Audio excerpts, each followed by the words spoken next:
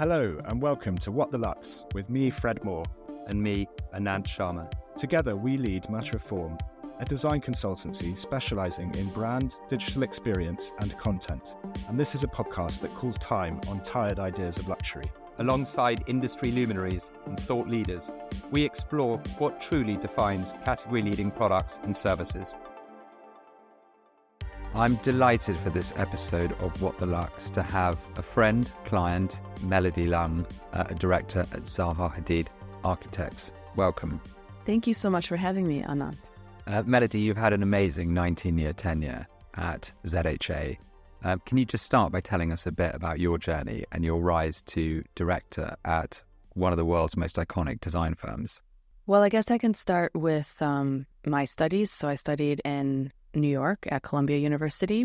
And then from there, I kind of thought, well, I'd really love to work in Europe. And I managed to have an interview with Zaha and with Patrick. And it was the start of a very exciting journey, which I didn't realize would last so long. I thought it would be really fun to be in London for a year. I was very curious about traveling all across Europe, exploring the architecture, exploring the history of the cities. And I was also then very fortunate to become quite a trusted team member to work very closely with Zaha. So in those 10 years, we worked on a number of projects across architecture, interiors, product design. And it really reflected, I think, her curiosity in design and the world around us, and that design and architecture can touch people at all different types of scales of work. And then I think since then, my responsibility has continued to widen in the office. So now I'm also looking after communications and creative direction. When do you first fall in love with design and architecture? Is that something you've always been passionate about? Is it a passion that grew? I think there was definitely always a curiosity. If I think back to when I grew up in the suburbs of Chicago, it wasn't a very exciting place. It was safe and it was quite cosmopolitan. The school that I went to was very mixed. But my mom was always very careful about, she cared a lot about design. And she was very intentional about the way that she organized the house that we grew up in. I thought about that recently.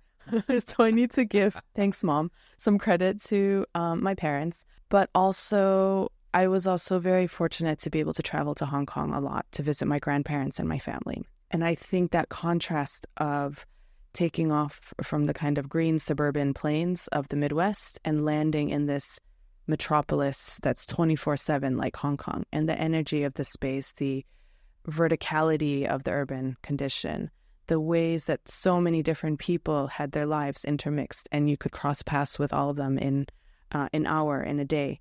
And I think that definitely sparked my curiosity in the built environment, in the way that buildings shape the lives that we live, and in cities in general. And I think ever since then, I've always been a very curious traveler, always trying to travel to see not just different cities and landscapes around the world, but also kind of more off the beaten track experiences. Have you been back to Hong Kong recently? I have. I was just there a few months ago, actually, and that was pretty astounding because I think growing up, it was such a special formative place for me. And we're really fortunate in the office because we have two very phenomenal projects that are coming up and very visible, both on the Hong Kong side and the Kowloon side. So it almost closed a loop. It was a really exciting experience to be able to travel through the city and see how it's still very forward-looking and that we're able to also have an impact there. You travel a lot as a team. I was with many of your team in Dubai, and it's kind of quite astonishing to see such a big group of architects all traveling together, discussing their ideas, analysing their environment, exchanging notes about what they see. What's it like going on these big trips? I mean, you do a lot of them with your extended team, from what I can see. I would say they're definite milestones for us as a team. It's incredible for the team bonding. I would definitely have to preface that it doesn't happen all the time. And it's something that the staff actually are interested in themselves. So we give a small stipend, but the staff are actually, in some ways, it's a personal trip because they take that trip, they invest in it on their own, but we organize something so that everyone can visit the projects that we've built or that are under construction in different places. And I think That's so important because with architecture, especially after the pandemic, you can just feel the difference of the importance of visiting the buildings in person, the importance of moving through the space and understanding what it feels like to be inside and navigating and looking across the balcony and seeing someone else that you know. It's really important for us to remember that architecture is a practice that involves all of the senses, and it's not just visual. With the rise of social media and beautiful photography, it still never can get close to replacing the experience of approaching a city, approaching a building, and then moving through it. Do you think both the sensory and social dynamic aspects of how you approach your work at Zaha Hadid Architects has changed significantly over your almost 2-decade tenure? Yes and no. I think on the one hand, Zaha's work in the early 80s set forth a trajectory that continues to carry through in the way that we work now. She created a breakthrough way of approaching organizing space and architecture, a new language of architecture in a way that we're still continuing to evolve and develop to this day. It's just that we have more tools that we can use and more digital tools, and the construction industry has also advanced. So the opportunities within a budget are much greater in terms of how we can build and how we can design. But on the other hand, that does mean that it gives us more possibilities to work with. It's much more critical, I think, for young architects to learn the software and to learn these digital tools, because every single year I can see how it's scaling and how that's changing in the way that we work every day. Something that always really fascinates me is some of the things you design and build seem improbable. They're amazing, they're exquisite, they're artistic, but it's definitely function driving form. How do you ensure that what you design can be built? How does that whole relationship work with construction? Ensuring that our projects get built and our designs, that starts the very first step. Our intention as architects is always to create a project that's going to be built and in a pragmatic way and within the confines of a brief and a budget and a client and a city's needs. What we do, similar to many other creative practices, is we'll brainstorm. We'll first have to study the context, and then we propose a number of concepts, but then we take those concepts and we develop them along with all of the specialists. So those specialists would be not just structural engineers, but engineers in terms of building systems. We're interviewing stakeholders, so not just the client who's commissioning us, but all the different groups of people that would be using the building or even potentially using the building. Because now the use of buildings, it's a given that it's going to change over time, and buildings have to last much longer than they used to. So the way that we design in a level of flexibility and adaptability is a necessity. And then I think as the architects or as the ones who are steering this entire design process, we're also able to help the client prioritize. So some parts of the project will take more investment because maybe that's the special lobby or the auditorium, and there's certain functionalities that we need to accommodate. And in some of these areas, maybe we're looking at a new way of working with a material or bringing different uses together. And I think in all of those, if we can prototype them and if we can test them, that's also something that's really important to inform the final design. How large was the firm, or how small was the firm when you joined 19 years ago, and how has it grown since then? When I joined in 2005, we were about 80 people. And probably a year before that, it was only 40.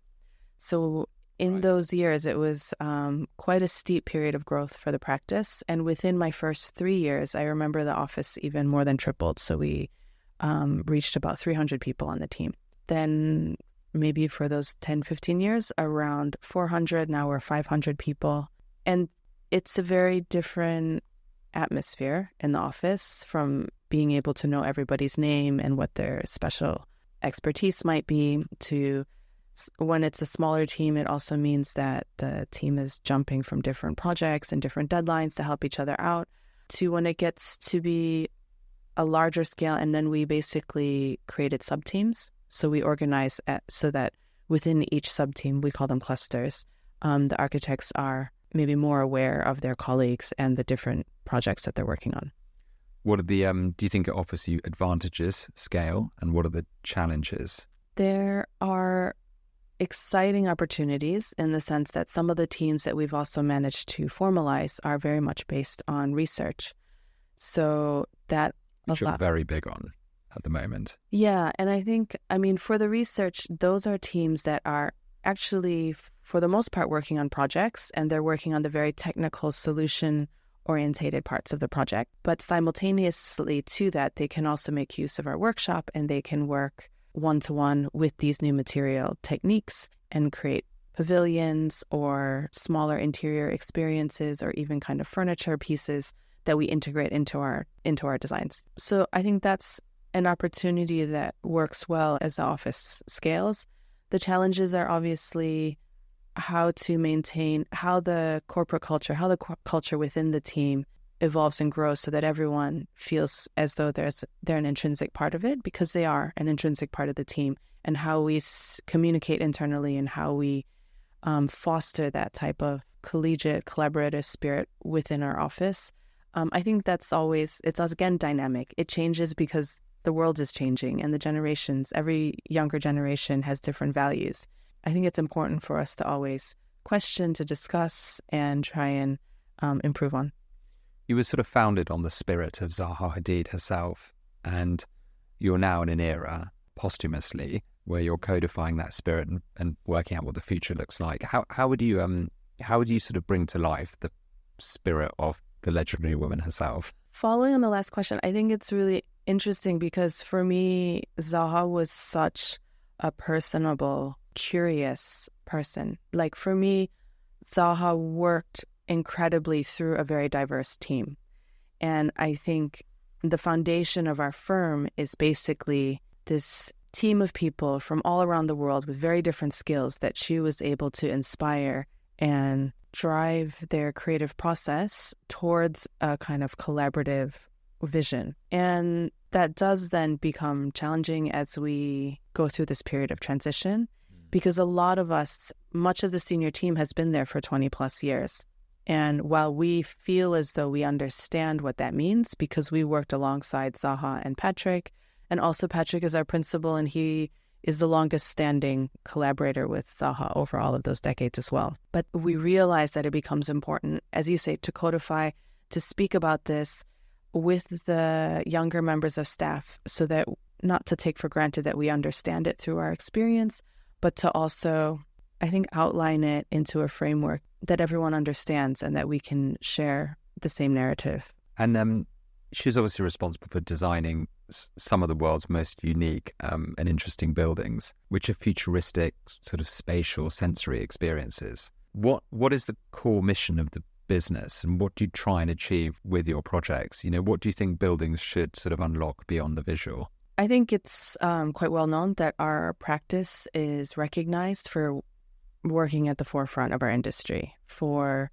as you know, advancing the field of architecture and what is expected from the built environment. But I think on a personal and a team kind of effort, we're constantly driven, and we're very interested and passionate about creating projects that are suitable, that are the kind of most highly functioning, most performative solutions for a set brief and a set context. Do you ever sort of measure the performance? You use the word performance there, which interests me. Do you ever try and measure how effective a building is? And do you follow up once something has been completed and it's in use? And do you get involved at that stage? We carry out a lot of measurements and a lot of simulations in the design process. So with these digital tools and with machine learning, we're able to, in a much more advanced way, simulate how does this layout work and how flexible is it, and how do you overlap, for instance, the circulation and the views of the people who would be working there with the sunlight and the glare and the environmental aspects such as the cooling of the air. All of that includes the carbon emissions of the building. So there's a lot of layers of these calculations that we can simulate in the design process. After a building is actually built. It's a little bit more complicated to measure and analyze this. We're always interested in doing it, but it also would take a certain amount of resources, I think, and an interest to do that.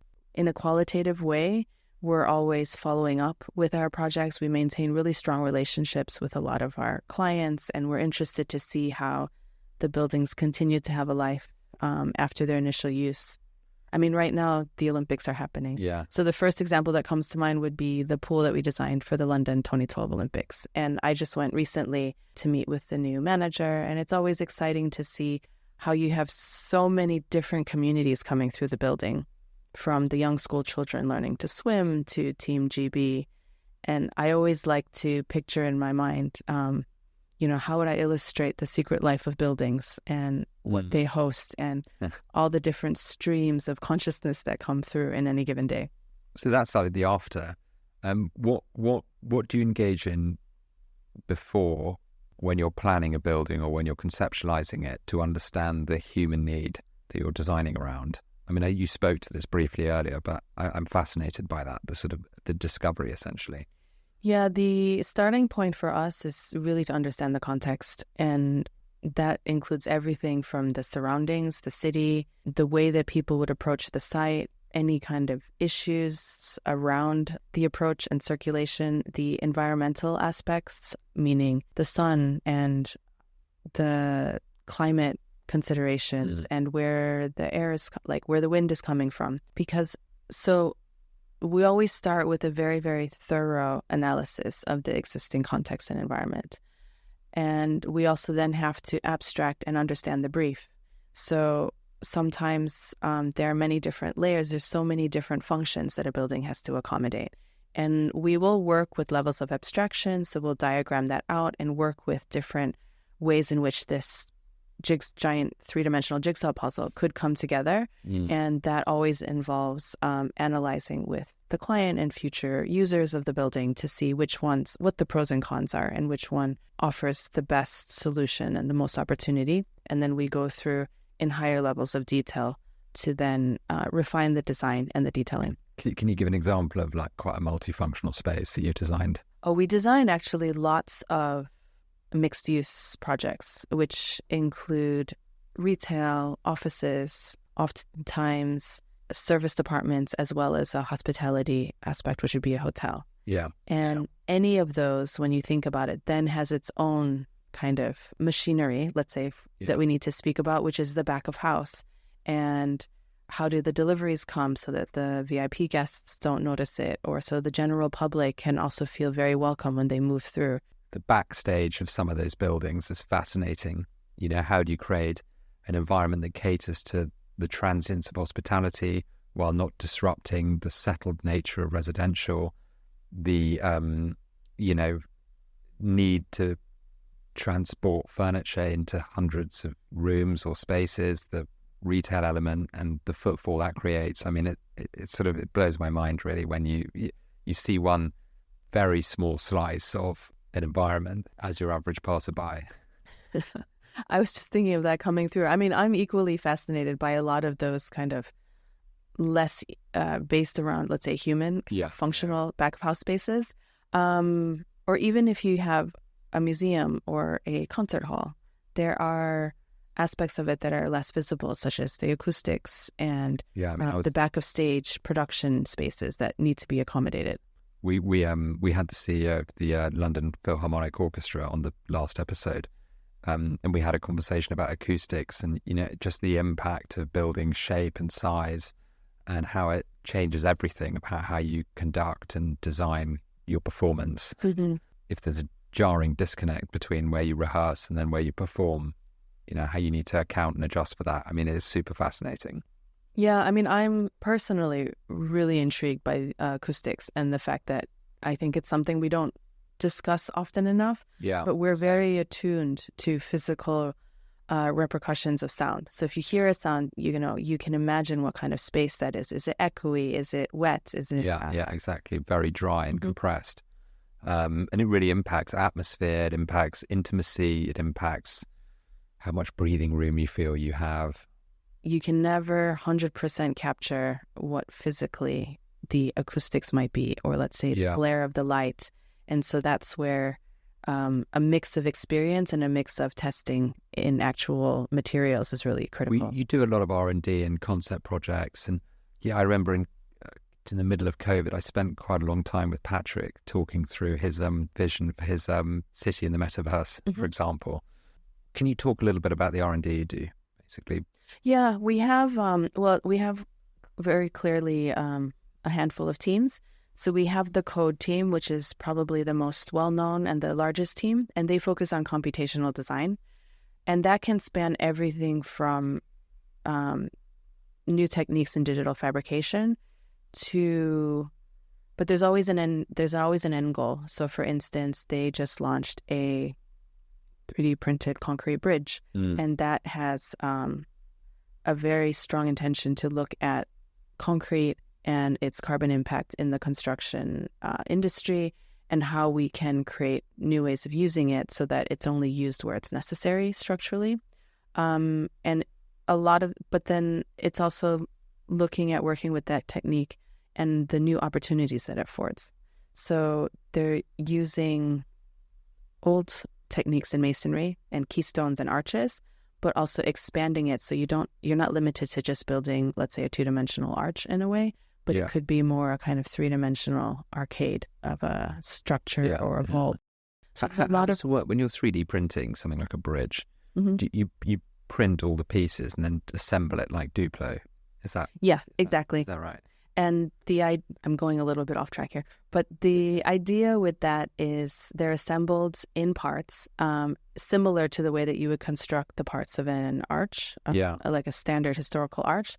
So it doesn't require any reinforcement or any metal. So all of the pieces can be basically pulverized and then used to make another 3D printed concrete piece. Or would that work for the types of buildings that you design? The more organic forms. I think not on the large scale. And this is so the interesting thing with our research teams is they'll work on something that's, let's say, the scale of a stadium or the scale of a tower. But then they also, because the research takes time to develop, and the research we're usually partnered with experts in that material. So we're partnered for the concrete bridge with Holcim, which is one of the largest cement manufacturers in Europe. Right. And so there's that shared intention of progressing the technology and the material, but it takes a lot of steps to get there. So we've already designed and built the second version of the 3D printed concrete bridge, for instance, because the team was founded by Patrick, and my colleague Shajay is leading it right now. And the way that he'll describe it is that you need those 7 or 8 years to rehearse by the time a technique or design strategy is deployable on a real building. Okay. I was watching this series on design, and there was an episode on a lady called Nuri Oxman, and she's a researcher at MIT Design Lab. She's not a researcher, she sort of leads it, actually. And it was a fascinating episode. She was talking about organically grown materials. I mean, I'm probably going to describe this wrong, but, sort of basically grown by small organisms, sort of living, breathing materials. Is that ever something you experiment? I was sort of really fascinated by it, but I didn't quite go into enough detail to satiate my interest. But do you ever look at things like that? Things really different types of material that aren't completely unconventional? That's interesting. We actually have, some of my colleagues know Neri, and we have other colleagues that have gone to work with her in the lab. But I think for our firm, for our practice, we focus more on materials that are much closer to being utilized in actual buildings. Because in architecture, as you can imagine, there's a lot of building regulations.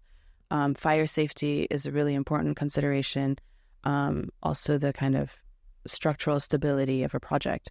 So we're maybe interested in new types of materials on the fringe, let's say, but we're spending much more time on materials that are actually closer to being I guess you can't use them at scale. They're in prototyping phase, essentially. So more of a point of interest rather than something that can actually be rolled out.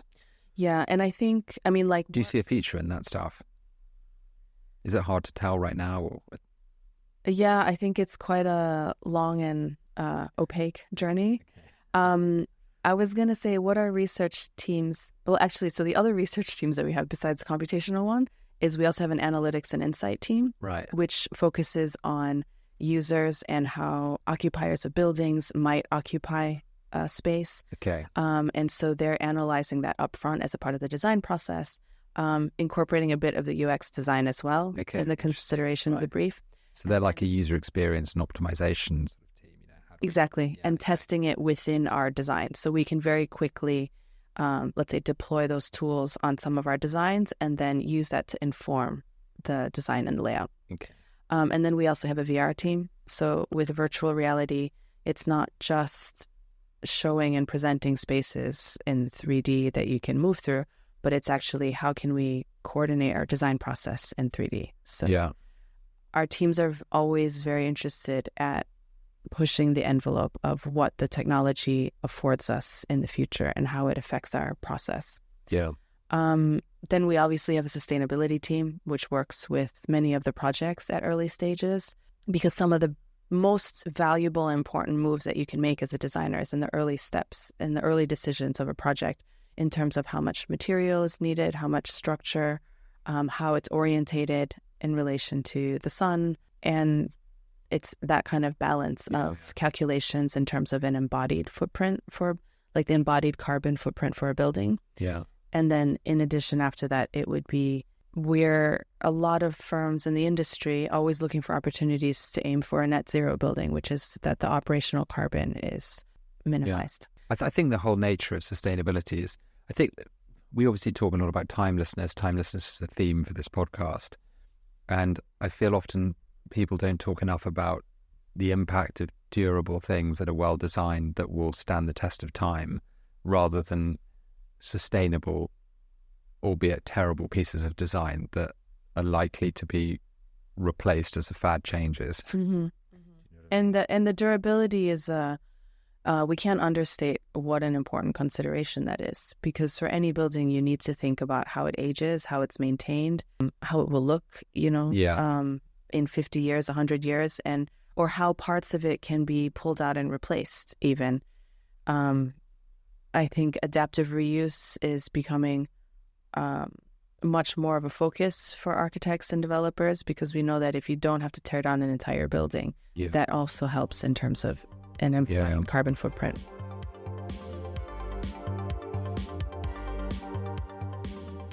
I find architects are fascinating because it's such a combination of like right and left hemisphere. And how do you balance like craftsmanship and, making things beautiful with making things functional, form and function? I always had this analogy for myself that I discovered early in my career. Probably many people have shared something similar, which is when you're creating and designing a space or an object, it should come across as effortless, meaning that it belies all of the effort that went into the design and the making of it. Because the moment there's a misalignment or there's something that shows it wasn't the best of that, let's say, craft, then it doesn't look effortless. Then you see, it's like a mistake. It's like a kind of something that hasn't been considered, something that doesn't work, that feels awkward. And I think for speaking to art and science, as architects, we have to be both very creative and very logical. And I think on the one hand, design is something that needs to fulfill the brief. It needs to function well. And it's got to solve a problem, I also think. Exactly. Great design is like identifying what the thing you're trying to solve is. Otherwise, it's styling. Exactly. And there are probably multiple layers to solving that problem. But then what our firm is working on, or many architects strive to do, is to exceed those expectations. And so the art of architecture, to me, is creating something that can literally lift people up in their day-to-day. It can lift their eyes up to see something that's extraordinary and something that's delightful and inspiring. Yeah. In terms of the craft of architecture, are there those in the firm who have a pencil behind their ear and others who have a mouse in their hand? And do people fall into two camps, or is everyone sort of quite multidisciplined and sort of, is the expectation of an architect today to sort of be able to, concept and sketch and then materialize in a more sort of formal digital format, the idea, or does it vary wildly from practitioner to practitioner? I think that the handheld tools, they vary for sure. I mean, I was going to add, we also have the VR wand, and we have many different types of mouse contraptions in the office. We definitely have those who are more comfortable with pencil and pen. But the most important thing is that the intention and the language that we're speaking is about architecture, and it's about space, and it's about design. And sometimes different tools are better at different stages of that design process. I'm always encouraging my team to still sketch by hand, because at an early stage, you can capture a certain idea and without getting bogged down in the detail, which sometimes working in the digital software involves a level of accuracy that isn't necessary at an early stage, but is so empowering at a later stage. When I went to the Zaha Hadid exhibition of her sketches in Farringdon, like 3 years ago, it's so conceptual, her work. You know, it's so emotive and conceptual and quite visceral. You know, it's so interesting to see those. You know, it prompted me to question how the process starts. Does it typically start with it felt like such a visceral reaction to like a problem or environment or emotion, rather than nothing resembled a building, let me put it that way. It usually reflects some kind of movement, I guess. And the movement is created by the people who are moving through the building, I always like to think. You were saying before as well the importance of keeping things simple. And I think those sketches help us to focus on the simplicity of the idea, the kind of core DNA of that project. And so in our portfolio, sometimes that could be the idea of the groundscape. We work a lot with concepts of, let's say, landscape or expressed structure, but each of those elements should be very clear and continuous throughout the entire project, so that becomes, let's say, it's the clear concept, it's the clear trajectory around which everything else should work perfectly and be highly functional. Do you think the things that you design and build are luxury? I think we have the privilege of being able to work with very highly ambitious clients and create extraordinary projects. And to that end, we're also involving extraordinary amounts of effort in the design process, and oftentimes the best materials or even innovative design processes. So in that sense, yes. But I think for me, it's also important to stress that even though we are very aware that we're working at that level, we're always designing for everybody who comes through a project, for the person, for the general public, the way that it ties into the public realm, for the young students who might be using that building in 20 years' time that we haven't even met. I mean, it must be great when you're afforded the bandwidth to design something beautiful before the everyman woman, you know, like an airport or a public building. Yeah, it's a responsibility that we definitely don't take lightly. Yeah. And I think that's a very, very strong ethos in our firm, is to make the most of each of those opportunities. Because when you think about it, each of those projects is a very specific moment in time and in place that these different parameters require a building to be built there, or even a city or some kind of architectural project. And I think our responsibility as architects is to make the most of that opportunity, to ensure that we've looked at it from every angle and more, to think about all the different collaborators and consultants and experts that we can speak to ensure that we've done that, to use the tools that we've developed or the highly advanced tools that are available to make sure that we've tested and simulated as many possible outcomes as possible. Okay, so that's one mode of design where you're designing for large audiences, when you're perhaps designing for a government organization, when you're using data inside those things to basically inform what the brief is in some cases, let alone subsequent stages. What's the opposite end of the spectrum like when you're working with like a singular visionary, someone who's got something very specific in their mind? They perhaps almost need a vision that they perhaps find difficult to express, decoded and then turned into. How does that is that? Do you follow a very similar process, or does that? The scale of the team and the operation might be a little bit smaller, let's say, and in that case, we still have to bring the same level of curiosity. I mean, what we know that we bring our expertise in form, material, and space. Yeah. And what we can do is to create those spaces and design proposals that perhaps an individual or a company hasn't really thought of before, but embodies all of their values and the ways in which they envision they might use a space.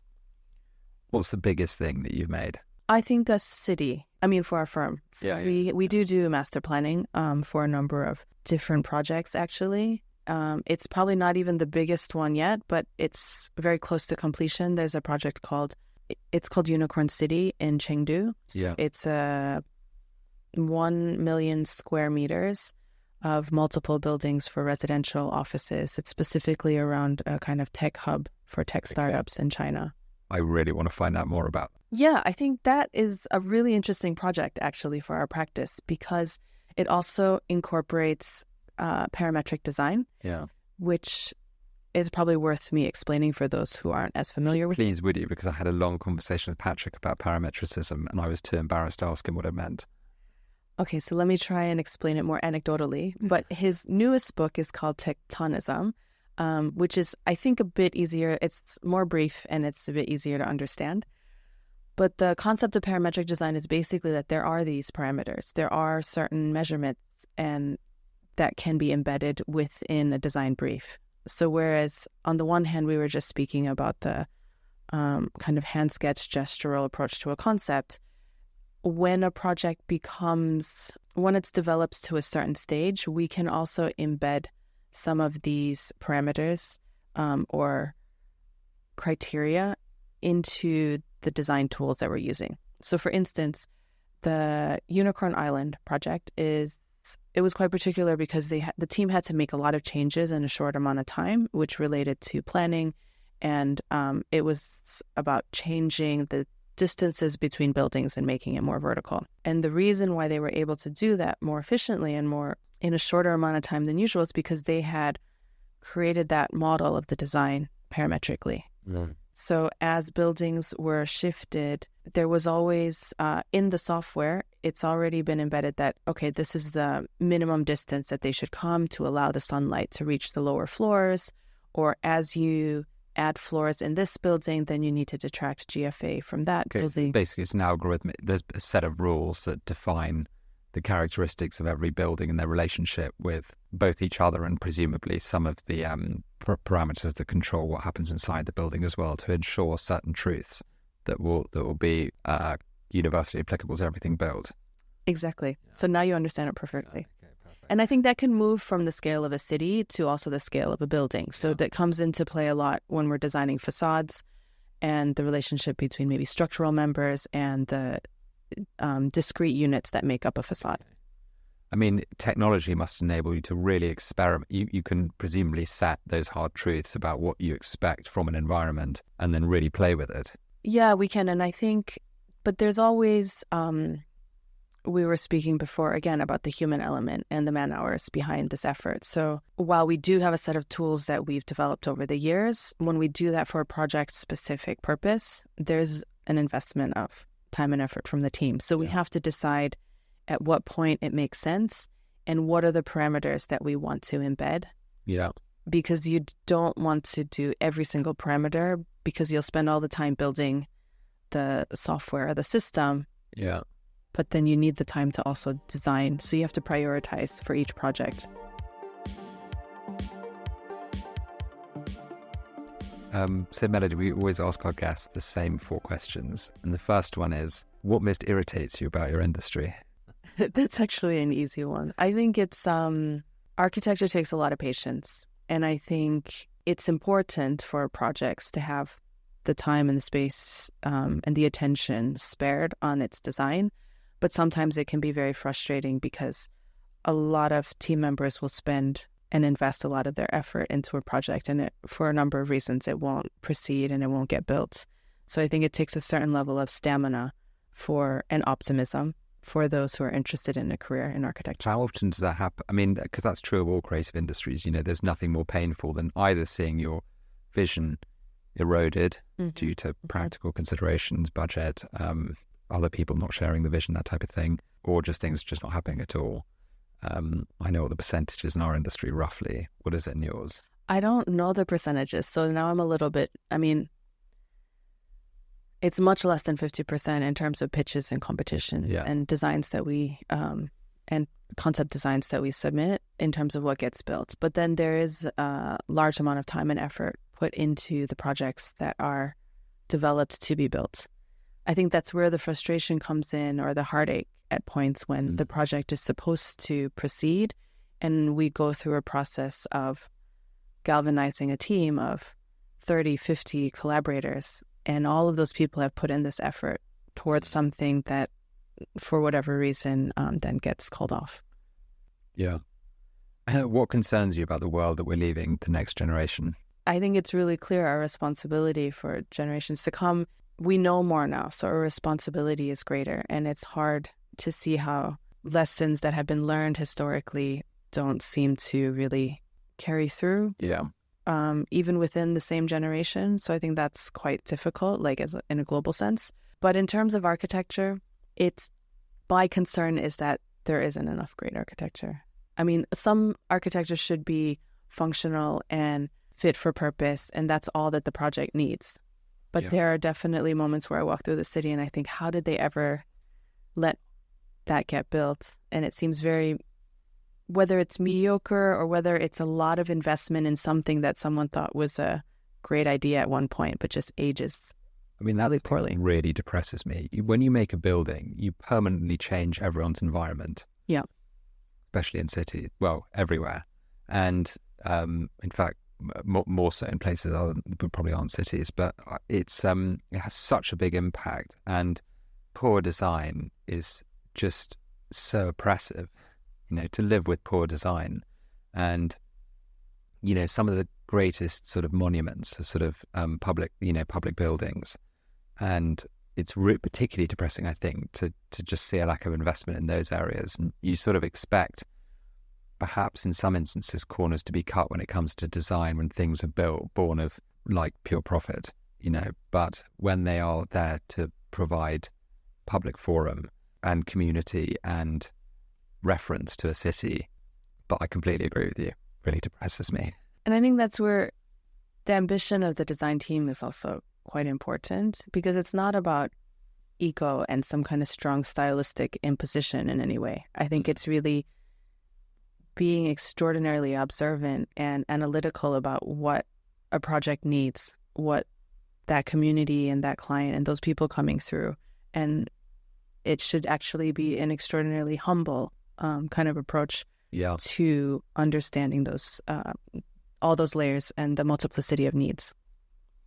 If you had to give up your job tomorrow, what would you do?